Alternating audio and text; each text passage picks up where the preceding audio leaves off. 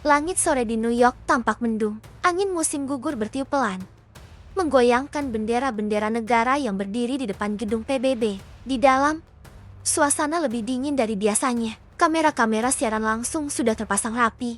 Mikrofon-mikrofon terarah pada satu podium yang menjadi pusat perhatian dunia. Setiap detik terasa panjang. Setiap hembusan napas bagai menjadi saksi bisu lahirnya sebuah sejarah, atau justru awal dari tragedi baru. Donald Trump melangkah masuk ke ruang sidang. Wajahnya tampak tegang, namun matanya menyimpan sorot keyakinan. Setiap langkahnya menggema, menggetarkan ruang yang dipenuhi para diplomat, jurnalis, dan utusan khusus dari berbagai negara. Dunia berhenti sejenak. Semua menanti kalimat pertamanya. Inilah momen yang diklaim sebagai pintu menuju perdamaian di timur tengah tanah yang terlalu lama berlumuran darah. Saudara-saudara sekalian, ujar Trump, suaranya berat namun jelas. Hari ini kita membuka lembaran baru. Setelah pembicaraan panjang, sulit, dan melelahkan, kedua belah pihak Israel dan Iran telah menyepakati gencatan senjata. Mulai detik ini, senjata harus diam. Tidak ada lagi rudal yang menghancurkan rumah-rumah. Tidak ada lagi bom yang meluluh lantakan sekolah dan rumah sakit. Tidak ada lagi anak-anak yang terbangun di tengah malam karena suara ledakan. Ruang itu hening. Hanya kilatan kamera yang sesekali memecah keheningan. Beberapa delegasi mengangguk perlahan, sementara lainnya masih menatap dengan mata penuh curiga. Damai, kata mereka dalam hati. Seberapa lama damai ini akan bertahan? Trump melanjutkan. Suaranya kian bergetar. Saya tahu, ini bukan jalan mudah, tetapi dunia lelah dengan tangis dan duka. Kita harus memberikan kesempatan bagi perdamaian untuk berakar. Biarkan rakyat hidup tanpa bayang-bayang perang. Selesai berbicara, ia menatap sekeliling. Wajah-wajah penuh harap terpampang di sana atau setidaknya berusaha terlihat demikian di depan sorotan kamera. Tepuk tangan terdengar. Ragu-ragu pada awalnya, lalu semakin riuh. Dunia menghela napas bersama. Harapan, betapapun kecil, terasa lebih baik daripada putus asa. Namun, di sudut-sudut gelap ruang sidang itu, di balik senyum dan tepukan, ada tatapan dingin, ada bisikan-bisikan penuh waspada. Beberapa utusan tahu, gencatan senjata ini terlalu rapuh untuk menopang beban dendam yang sudah menumpuk bertahun-tahun. Sementara itu, ribuan kilometer jauhnya, di Tel Aviv dan Yerusalem, rakyat Israel tumpah ruah ke jalan. Mereka merayakan berita yang disiarkan langsung di layar-layar raksasa di alun-alun kota. Bendera-bendera dikibarkan, anak-anak berlarian, orang tua berpelukan, dan doa-doa dipanjatkan di sinagoga maupun di rumah-rumah. Mereka mendambakan malam tenang. Mereka mendambakan pagi tanpa sirena. Di Tehran, suasana serupa terjadi. Meski tanpa sorak-sorai di jalan, di rumah-rumah sederhana, di lorong-lorong sempit, rakyat kecil berbisik lirih, memohon agar perang ini benar-benar usai.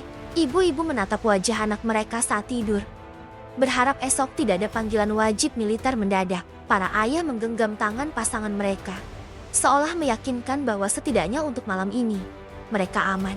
Namun di perbatasan, di gurun yang sunyi, di kapal-kapal perang yang mengarungi Laut Hitam, prajurit-prajurit masih berjaga. Senapan tetap terkokang, radar tetap menyapu langit. Hati mereka tak bisa sepenuhnya percaya pada gencatan senjata yang diikrarkan jauh di negeri orang. Malam itu, suasana Tel Aviv terasa berbeda. Lampu-lampu kota berpendar terang, menantang gelap. Musik terdengar dari kafe-kafe kecil di sudut jalan. Aroma kopi dan roti panggang menyatu dengan hawa laut. Rakyat mencoba merayakan kedamaian, seolah ingin menebus malam-malam penuh horor yang mereka jalani selama ini. Di sebuah balkon apartemen sederhana, Hannah Levy menatap langit. Ia adalah jurnalis muda, baru beberapa tahun bergabung dengan salah satu stasiun televisi besar Israel. Malam itu, ia tak lagi menulis laporan perang. Ia hanya menatap bintang-bintang yang kembali tampak jelas, tanpa asap hitam rudal yang biasa menutupinya. Apa ini akhir? Atau sekadar jeda sebelum badai berikutnya? Bisiknya lirih. Ia tahu jawabannya. Nalurinya sebagai pewarta tak bisa dibohongi. Ada sesuatu yang tak beres. Terlalu sunyi, terlalu cepat. Damai yang datang mendadak seringkali membawa petaka yang lebih besar. Pukul 11:30. Suara sirena mendadak meraung. Pertama satu, kemudian dua. Lalu seluruh kota diguncang raungan yang menusuk dada. Dari kejauhan, kilatan merah membelah langit. Gemuruh terdengar, disusul dentuman hebat. Getaran mengguncang bangunan, gelas-gelas pecah, jendela-jendela bergetar hebat. Orang-orang berhamburan, anak-anak menjerit. Hannah terpaku sejenak. lalu segera meraih kameranya. Ia berlari turun, menyusuri lorong apartemen yang gelap karena aliran listrik padam seketika. Di luar, langit Tel Aviv membara. Ledakan demi ledakan terdengar, seolah perang tak pernah berhenti. Radio militer mengudara darurat. Rudal-rudal menghantam wilayah barat dan utara. Perlindungan sipil segera ke tempat aman. Ini bukan latihan. Ulangi, ini bukan latihan. Dunia yang beberapa jam lalu bersorak kini terbungkam. Kedamaian yang dirayakan berubah menjadi teriakan panik. Di sudut kota, rumah sakit menerima gelombang korban pertama. Darah kembali mengalir di jalanan. Serpihan kaca, puing-puing, dan debu menari bersama api yang mencilat bangunan. Di markas PBB, Trump menerima laporan. Wajahnya memucat. Ia menatap layar yang menyiarkan kehancuran. Apa yang terjadi? Bisiknya pada penasihatnya. Tak ada yang menjawab. Dunia yang berharap pada kata-katanya kini hanya menyisakan sunyi dan getir. Malam itu, di bawah langit yang memerah, babak baru sejarah dimulai. Gencatan senjata hanya tinggal kata-kata. Perang kembali mengaum, lebih buas dari sebelumnya. Langit Tel Aviv malam itu tak lagi hitam. Warna merah membara menguasai cakrawala. Kilatan api memecah gelap, disusul raungan sirena yang tiada henti. Ledakan mengguncang bumi. Getaran terasa hingga ke jantung kota. Seolah bumi sendiri ingin menangis melihat nestapa yang kembali terjadi. Di jalan-jalan, orang-orang berlarian. Ada yang menggenggam anak mereka erat-erat. Ada yang menjerit memanggil anggota keluarga yang terpisah di tengah kekacauan. Suara dentuman rudal begitu dekat, mengguncang dada, menusuk telinga. Asap tebal mulai menutupi lampu-lampu kota. Hanya cahaya api yang tersisa menari liar di antara reruntuhan. Hannah Levy berlari tanpa henti. Kameranya terguncang di pundak, nafasnya terengah. Setiap langkahnya berpacu dengan waktu, berpacu dengan maut yang datang dari langit. Ia tak sempat lagi berpikir. Insting jurnalis dan nurani sebagai manusia saling bertarung. Haruskah ia mengabadikan semua ini? Atau seharusnya ia bersembunyi? Seperti yang lain, sebuah ledakan keras memekakan telinga. Gedung tua di ujung jalan roboh. Debu mengepul tinggi, menutupi bintang-bintang yang tadi sempat bersinar. Hannah tersungkur, batuk tercekik debu. Matanya perih, namun ia bangkit lagi. Ia tak boleh berhenti. Tidak malam ini. Tidak ketika dunia harus melihat kebenaran. Ini sudah tak bisa dikendalikan.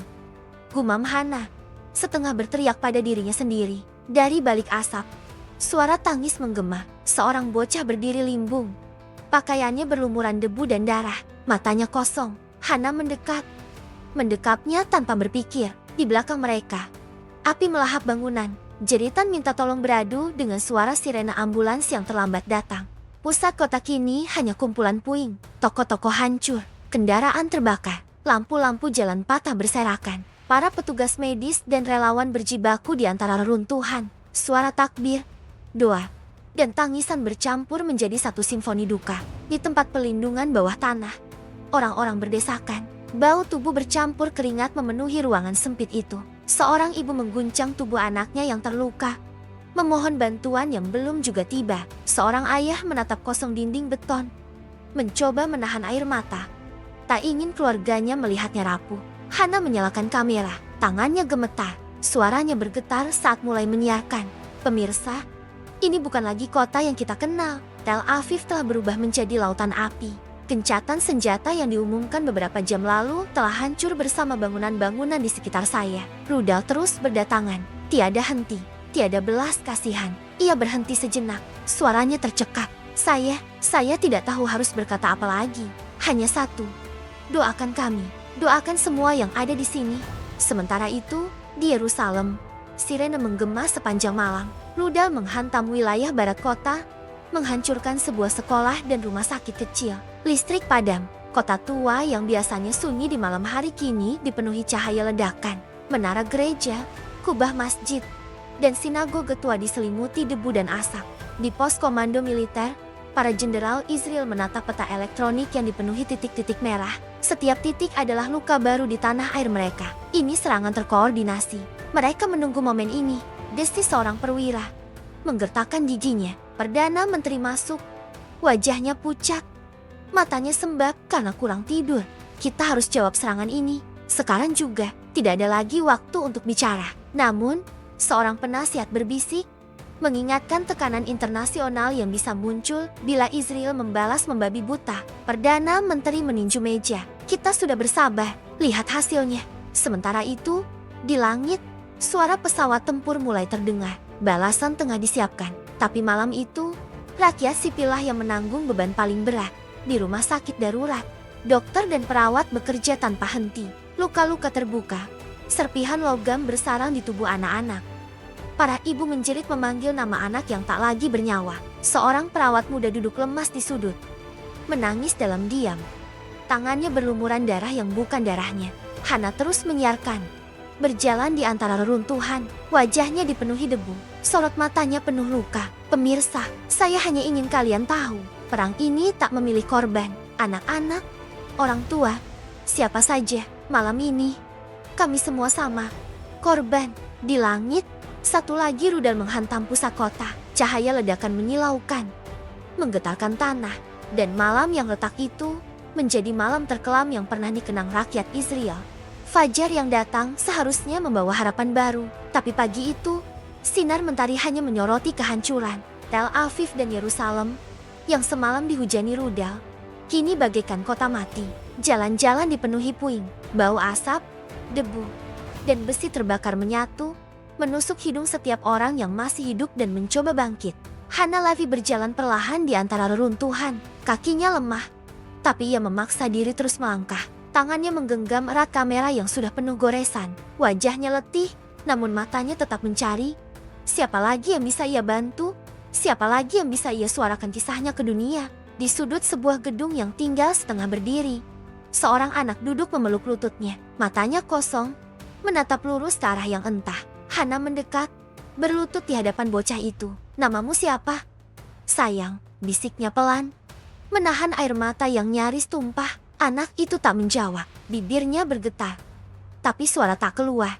Dari kejauhan, suara mesin berat terdengar. Pasukan penyelamat tiba, membawa alat untuk menggali puing.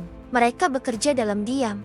Hanya isak tangis keluarga korban yang menemani. Setiap kali mayat ditemukan, suara duka menyayat langit. Hana menyalakan kameranya lagi. Tangannya gemetar. Ini Tel Aviv, pagi yang seharusnya damai, kini menjadi saksi duka mendalam.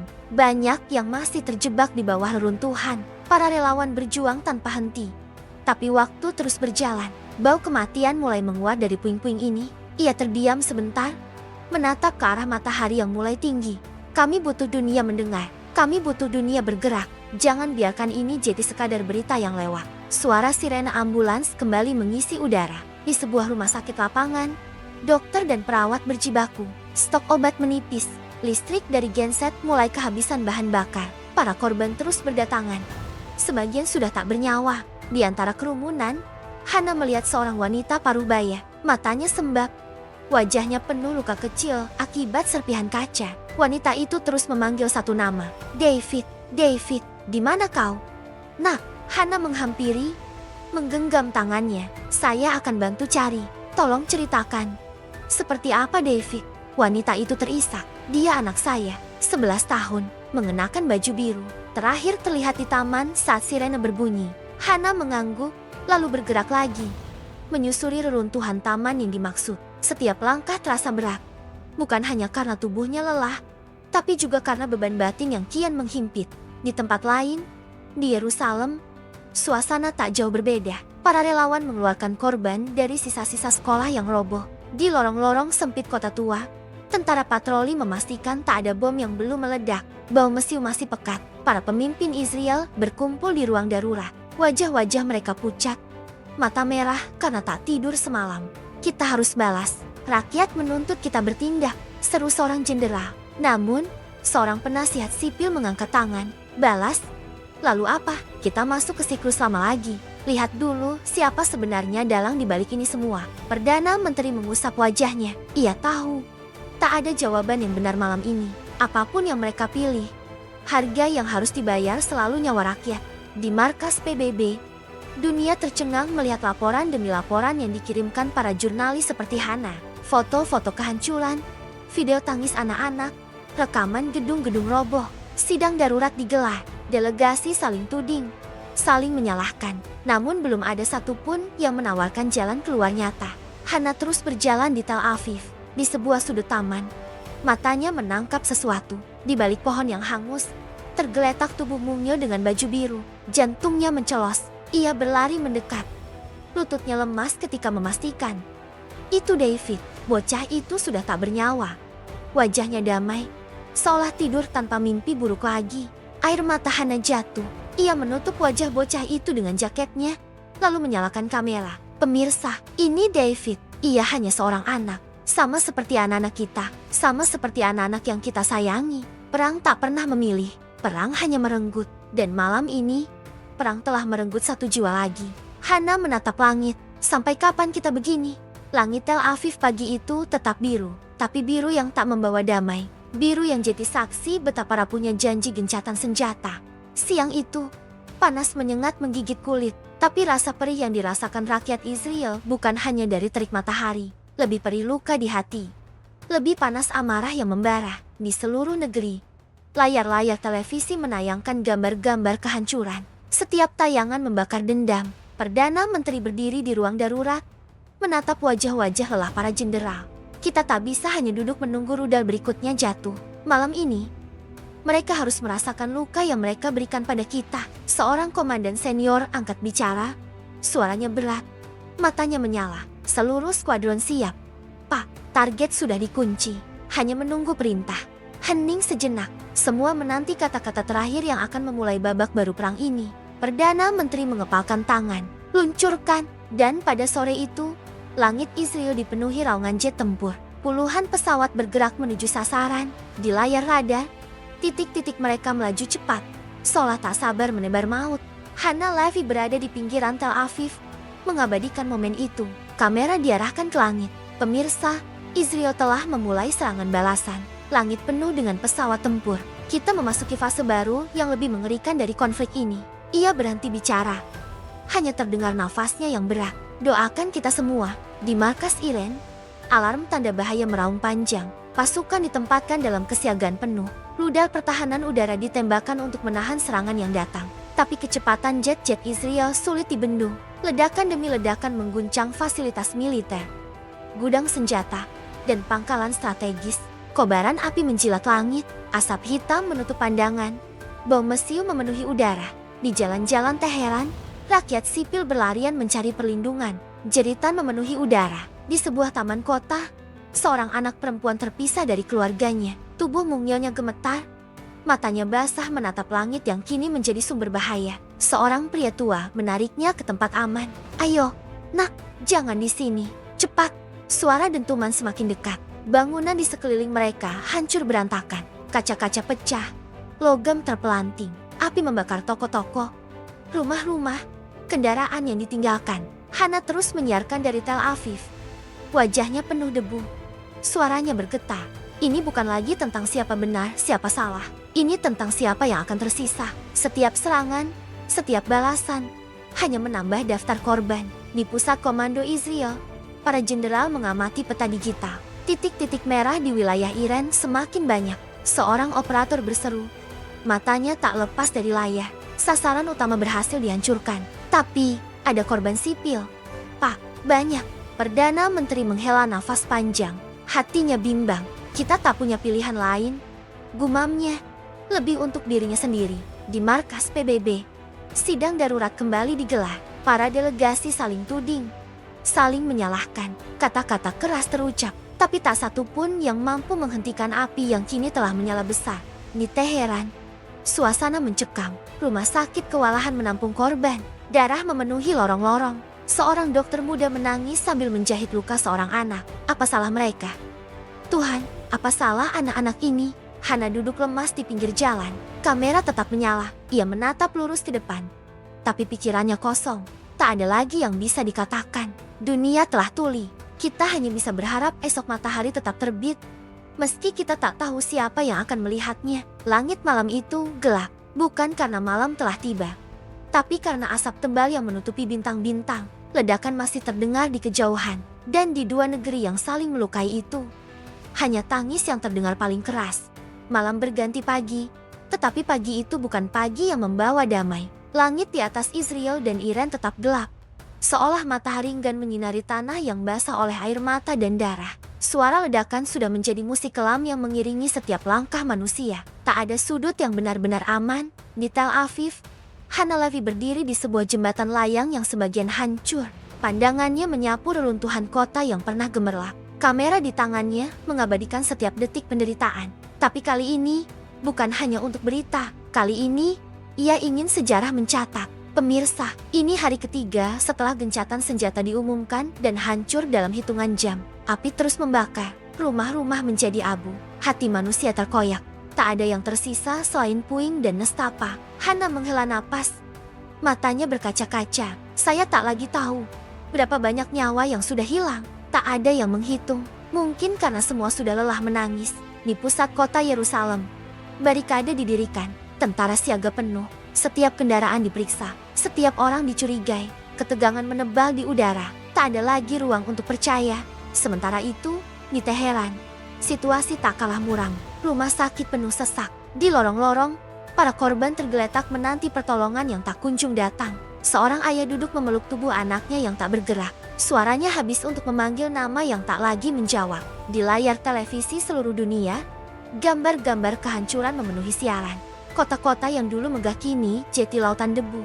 Anak-anak menangis tanpa tahu kenapa. Ibu-ibu menjerit kehilangan segalanya. Para pemimpin dunia gelisah. Sidang darurat demi sidang darurat digelar.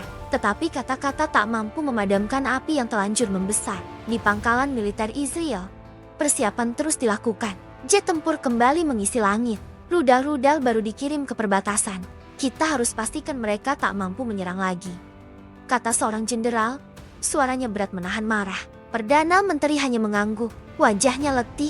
Garis-garis usia tampak makin jelas di wajah yang semalam tak tidur itu. Kita tak bisa berhenti sekarang, gumamnya. Di Teheran, para pemimpin Iran berkumpul di ruang bawah tanah yang dijadikan pusat komando darurat. Mereka ingin menghancurkan kita. Kita harus berdiri, seru seorang komandan. Seorang ulama menunduk. Suaranya lirih.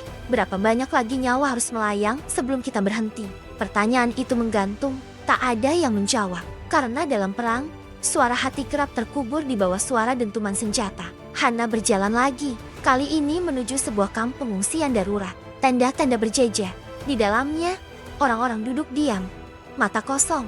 Seorang bocah mendekap boneka lusuh, satu-satunya harta yang tersisa. Seorang relawan memberi sebotol air pada Hana. Kau tak usah syuting terus, Hana, istirahatlah. Hana tersenyum tipis. Kalau aku berhenti, siapa yang akan bercerita pada dunia? Dan ia kembali menyalakan kamera. Pemirsa, lihat mereka, lihat mata mereka. Tak ada lagi harapan di sana. Hanya lelah, hanya luka. Ini bukan sekadar perang dua negara. Ini perang yang membunuh masa depan. Sementara itu, di laut, kapal-kapal perang mulai bergerak. Negara-negara besar mengirim armada untuk berjaga. Dunia takut perang ini merembet lebih jauh, lebih luas, lebih dalam. Di gedung PBB, suara delegasi saling bersahut, saling menyalahkan. Tapi tak satu pun yang mampu mengirimkan damai. Langit semakin gelap meski siang belum usai. Awan tebal bercampur asap menutupi cahaya. Di jalan-jalan, hanya suara sirena yang terdengar. Hana menatap cakrawala. Di kejauhan, cahaya ledakan kembali menyala. Tak ada yang berubah, bisiknya. Dan bara yang membakar dua bangsa itu terus menyala, menunggu waktu meledak lebih besar. Langit malam itu tak lagi sekadar gelap. Ia berubah menjadi tirai kelam yang menyembunyikan ancaman. Angin yang berembus membawa bau mesiu, debu, dan sisa-sisa kehidupan yang hangus terbakar. Di Tel Aviv, sirena tak lagi memberi peringatan. Sirena kini hanya menjadi isyarat bahwa waktu untuk berlindung sudah terlambat. Hana Levi berdiri di atap sebuah gedung setengah runtuh. Kamera menempel di matanya. Jantungnya berdebar seiring deru pesawat tempur yang memecah malam. Pemirsa, ini bukan lagi sekadar serangan balasan. Ini adalah awal dari babak tergelap yang pernah disaksikan negeri ini. Langit memerah. Ledakan dahsyat terdengar di pelabuhan Haifa. Api membubung tinggi. Kilatan cahaya menari di kegelapan, membakar segala yang disentuhnya. Hana menahan napas. Itu pelabuhan, tempat pasokan terakhir kita, hancur dalam sekejap. Sementara itu, di pusat komando Israel, wajah-wajah tegang menatap peta digital. Titik-titik merah bermunculan semakin banyak. Mereka menyerang dengan skala penuh. Ini bukan lagi sekadar pesan. Ini perang total, teriak seorang perwira. Perdana Menteri membeku, matanya merah, kering karena tak ada lagi air mata tersisa. Balas, Jangan tunggu, pastikan mereka tak punya waktu untuk menarik napas. Di Teheran, malam itu berubah jadi siang oleh cahaya rudal. Ledakan mengguncang jantung kota. Bangunan-bangunan bersejarah yang sudah berdiri ratusan tahun runtuh dalam hitungan menit. Seorang anak perempuan berdiri di jalan, sendirian. Di tangannya, selembar foto keluarga yang kini hanya tinggal kenangan. Seorang pria menggamit tangannya, membawanya menjauh dari kobaran api. Ayo, nak, kita harus selamat. Tapi kemanapun mereka berlari, tanah berguncang. Langit runtuh. Di laut, kapal-kapal perang mulai saling menodongkan meriam. Negara-negara besar kehilangan kesabaran. Armada saling siaga, menunggu satu tembakan untuk memulai perang yang lebih luas. Di markas PBB, suasana kacau. Sidang darurat pecah menjadi teriakan-teriakan tanpa arah. Kita harus hentikan ini sekarang, seru seorang delegasi. Terlambat, api sudah membesar. Tak ada yang mendengar selain suara senjata. Jawab yang lain. Hana menuruni gedung, menyusuri jalan yang penuh reruntuhan. Di sebuah sudut, ia melihat seorang ibu memeluk bayinya yang tak bergerak. Suara isaknya menusuk malam. Hana mendekat. Lututnya lemas. Saya tak bisa bantu, Bu. Saya hanya bisa bercerita agar dunia tahu. Ibu itu tak menjawab. Matanya kosong. Dan Hana kembali menyalakan kameranya. Pemirsa, ini puncak perang. Tak ada lagi tempat untuk sembunyi. Tak ada lagi kata cukup. Malam ini, darah mengalir di setiap sudut negeri.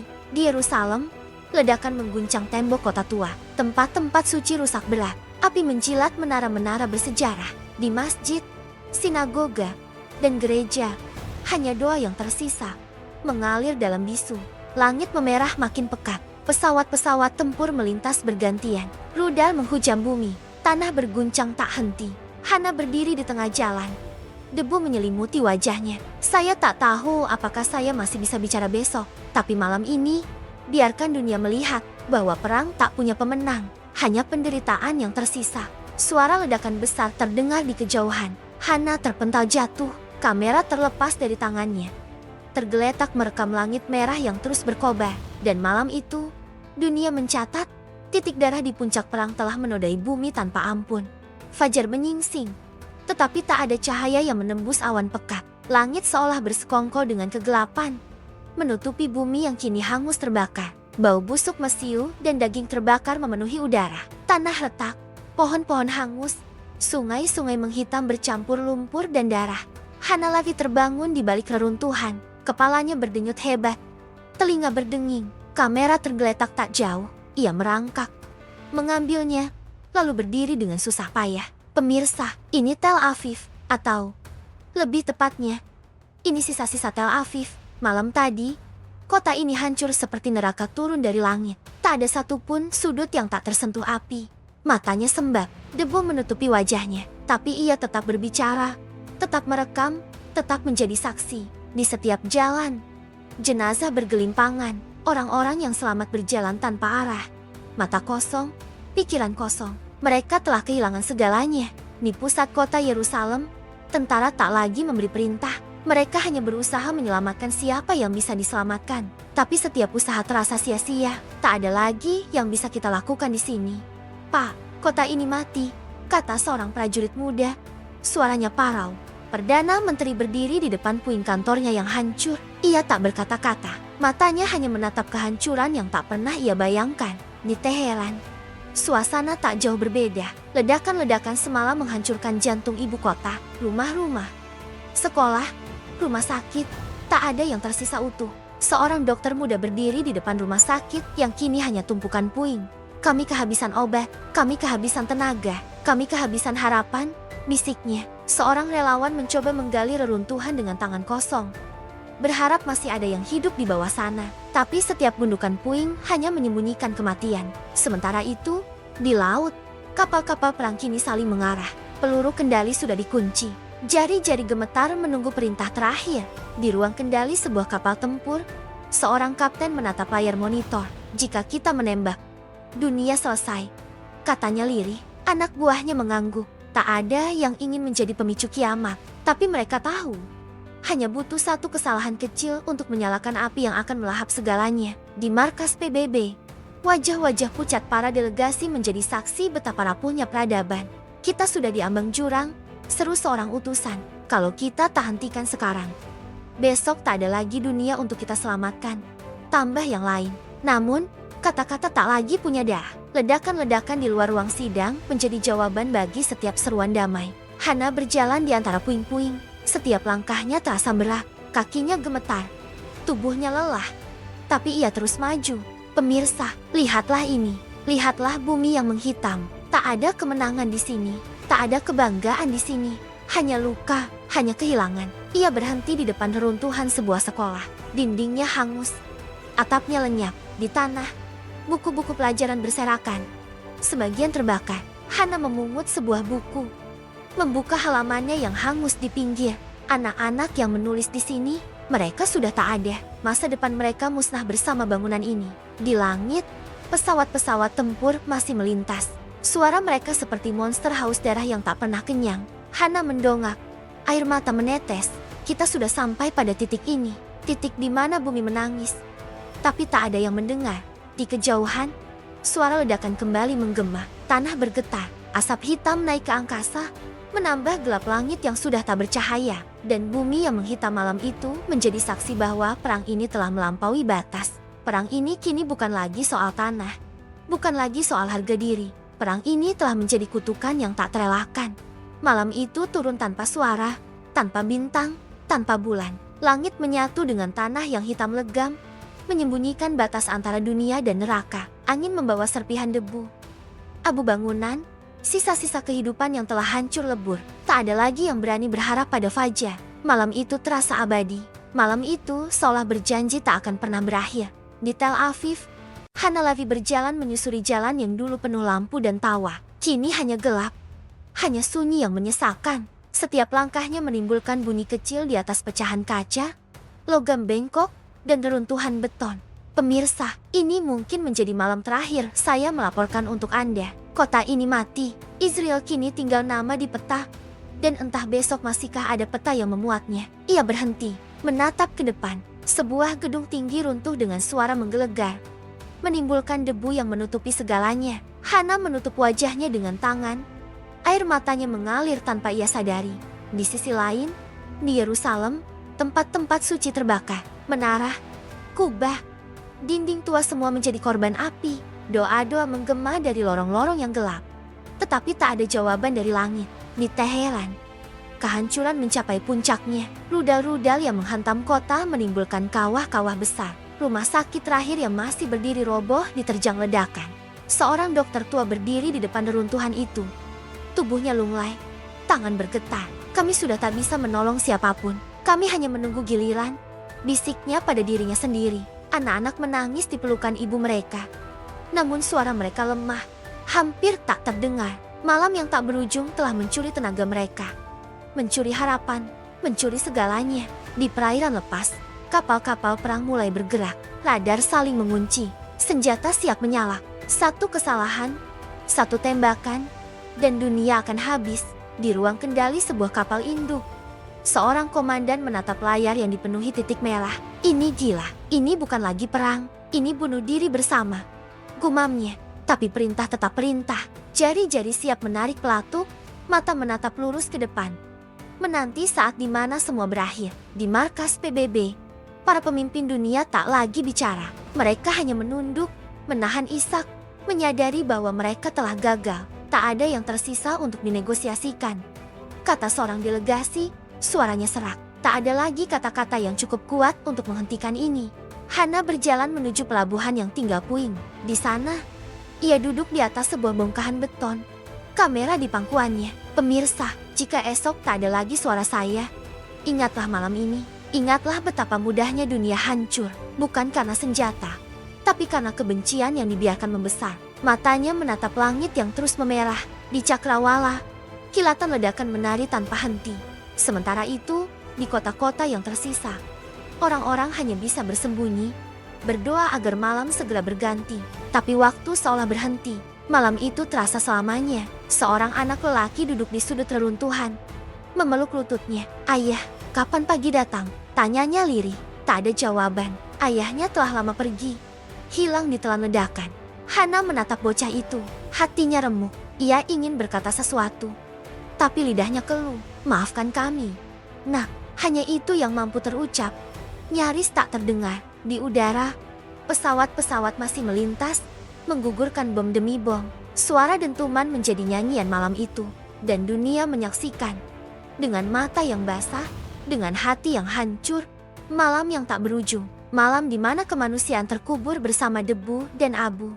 Pagi datang tanpa cahaya. Matahari hanya tampak sebagai bulatan buram di balik asap dan awan debu. Dunia seperti mati.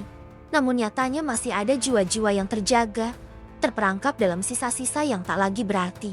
Hana Levy terbangun di samping puing-puing pelabuhan Tel Aviv. Tubuhnya lemah, bibir pecah-pecah, debu menempel di wajah dan rambutnya. Suaranya serak saat mencoba bicara pada kameranya yang sudah retak di lensa. Pemirsa, jika Anda mendengar ini, maka ketahuilah, yang tersisa di sini hanya reruntuhan, hanya mereka yang terlupakan sejarah. Ia berdiri dengan susah payah, matanya menyapu sisa kota. Tak ada dinding yang berdiri utuh, tak ada atap yang tak berlubang, burung-burung pun tak ada, hanya angin panas yang meniup abu, mengubur jejak kehidupan. Di sudut kota, beberapa warga tersisa berusaha mencari air di bawah puing. Tangan-tangan mereka gemetar, wajah pucat, mata kosong. Jangan biarkan anak-anak kita mati kehausan, misik seorang ayah, menyerahkan cangkir berisi air keruh pada putrinya. Si kecil minum pelan, lalu menatap ayahnya dengan tatapan sayu. Sementara itu, di Teheran, suasana tak berbeda. Rumah-rumah tinggal arang, jalan-jalan dipenuhi kawah, orang-orang berjalan seperti bayangan, tak tahu kemana hendak pergi. Di sebuah lorong, seorang nenek memeluk boneka usang. Ini cucuku, ini satu-satunya yang tersisa, bisiknya.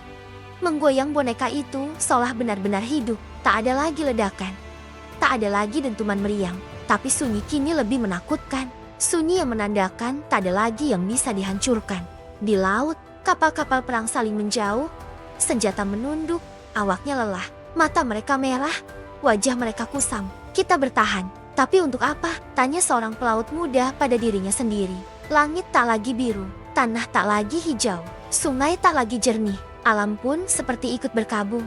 Di markas PBB, kursi-kursi kosong menjadi saksi betapa dunia telah kehilangan kendali. Yang tersisa hanya laporan kehancuran, angka-angka korban, statistik tanpa nyawa. Semua sudah tak punya arti, perundingan pun sudah tak ada tempatnya.